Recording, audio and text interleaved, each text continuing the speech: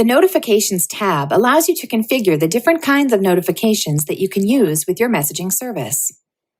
The Message Waiting Indicator allows you to configure the voicemail system to notify your phone whenever you receive a new message for handsets that support message waiting indicators.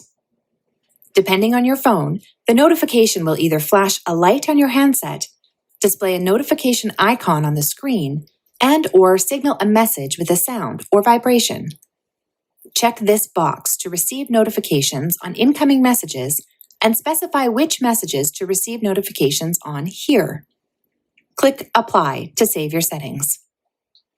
In the Email section, select this box if you would like to receive email notifications of incoming calls to a specified email address.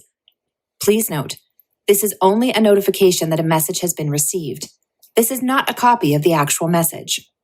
Once the box is checked, specify which messages you would like to receive notifications on to the stored email.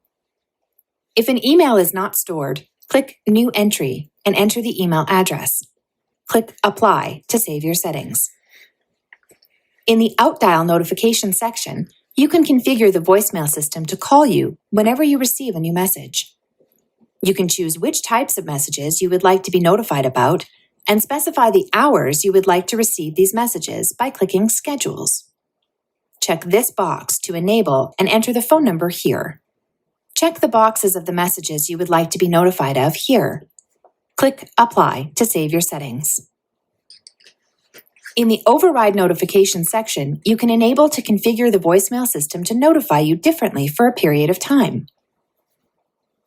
For example, while you're on vacation, you might only want to be notified of urgent messages, and you might want to be notified in a different way from normal. To enable, check this box and specify the expiration date here and phone number you'd like to be notified at. Choose the specific type of messages here. Finally, set the limit and delay between retry attempts until the message is marked as read. Click Apply to save your settings.